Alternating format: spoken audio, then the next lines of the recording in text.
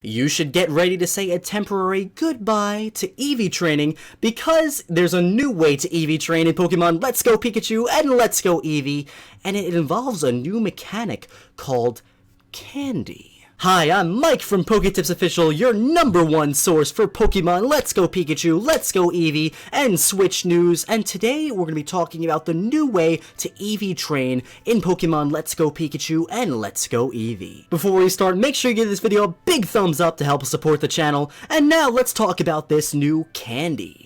As we know, Pokemon Let's Go Pikachu and Let's Go Eevee are more simplified games featuring Pokemon Go-like mechanics. In these games, they really wanted to simplify Eevee training, and they got rid of it completely. In its place, there's a new mechanic called candy. So what is this new candy, and why do I keep saying it like that? Well, the second part I have absolutely no idea, but candy is a new way to make your Pokemon stronger in Let's Go Pikachu and Eevee. Now, here's what you need to know about the candy. There are 6 different types of candy, and each one of them is going to correspond to a specific stat. So 6 different candies for 6 different stats, and we have the names. Number 1 is the health candy, which is for HP. The mighty candy is going to be for attack, the tough candy is going to be for defense, the smart candy is for special attack, courage candy is for special defense, and last but not least is the quick candy,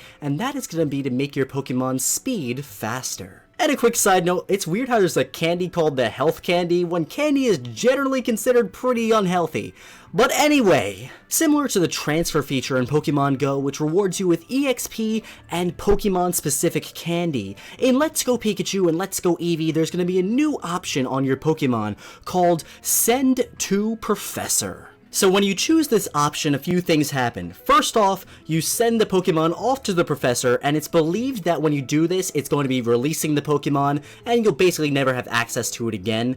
But when you send the Pokemon off to the Professor, you'll get an item back, a specific candy, depending on which Pokemon you send off. So for example, I believe sending off a Pidgey, a flying type Pokemon, is going to give you back a quick candy, so you'll be able to raise your Pokemon's speed. Anyway, when you give your Pokemon this fancy candy stuff, it basically goes ahead and raises their stat points depending on which piece of candy you give them. In Nintendo's E3 demo a few days ago, they teased the new candy feature and showed it off using one of the quick candy items on a Pikachu. Now when they went ahead and used the quick candy, it added 1 point to speed. As of right now, it's unknown if candies are only going to add 1 stat point every time you use them, or if they're going to scale, so like a higher level Pokemon will get more stat points out of using them, kind of like they do with EVs. It's also unknown about the limit on candies. We don't know how many candies you can use on a Pokemon,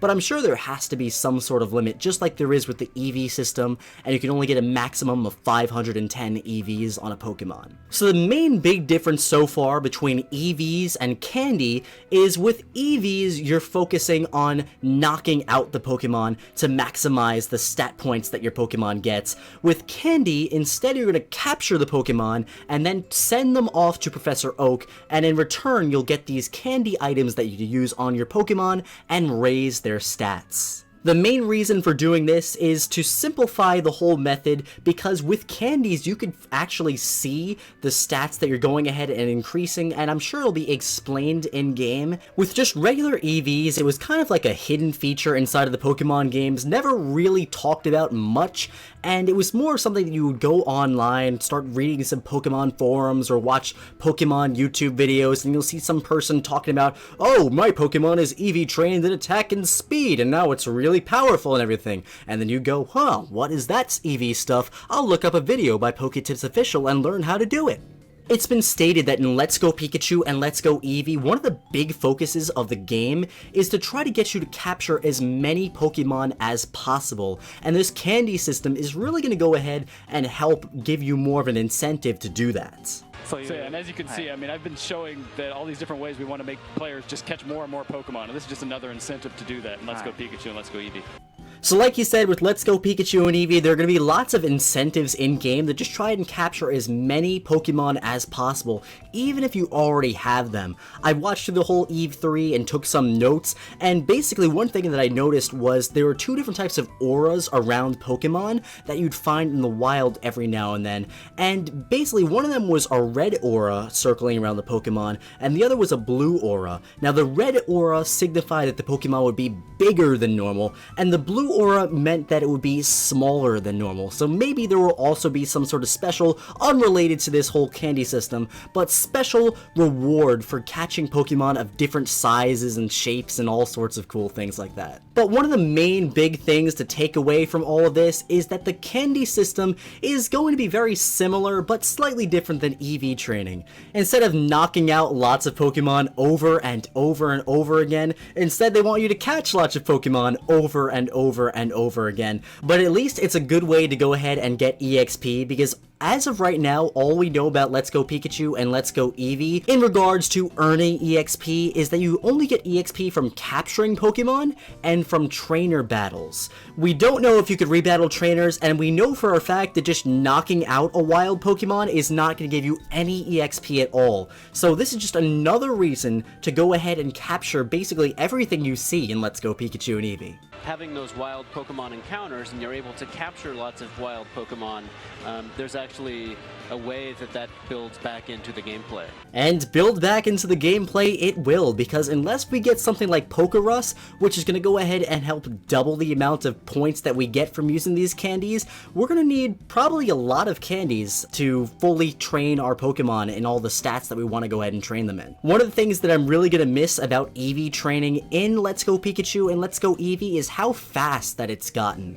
With Ultra Sun and Ultra Moon, Eevee training was super fast. You had the base amount of EXPs, then you could double it with Pokerus, you could double it with SOS battles, and then you could add even more EVs to it with the power items. So it only took like 5 or 6 Pokemon, 7, to just fully EV train your Pokemon if everything was optimal, and I don't know if they'll have that same type of system in Let's Go Pikachu and Eevee. And if it's going to be like one stat per item, I'm sure we'll be able to use lots and lots of candies on our Pokemon to go ahead and raise their stats, so I'm hoping there's a way to at least double the value of a candy so you're not just grinding and capturing Pokemon forever, because we've come so far with EV training, it would kind of suck to regress and go back to a slower method. But overall, I am a big fan of this whole candy method. Like I said earlier, I think it's a very simple way to get players into the game on the competitive side and allow them to easily get Pokemon with good stats without really doing a whole bunch of craziness. I'm sure that candies are going to go ahead and be explained in-game, so they're not going to have to look online to try to find out what candies are, how to get them, and all that good stuff.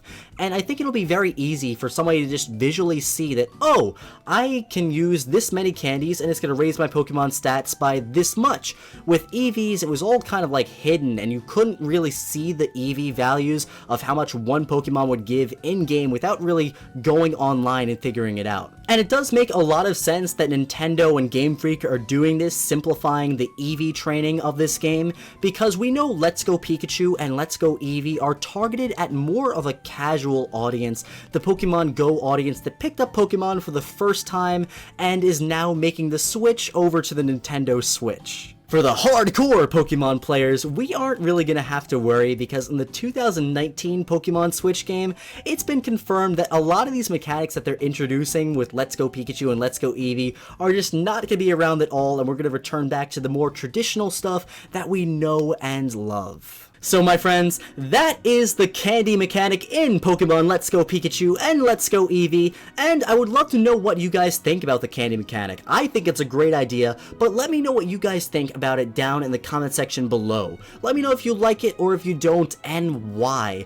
And also, to let me know if you miss EV training. Obviously, EV training is going to be returning in the 2019 Pokemon game, because they said those games not really going to have all these Go mechanics that are in the Let's Go series. Also, if you made it this far in the video, I have a question for you, and you specifically.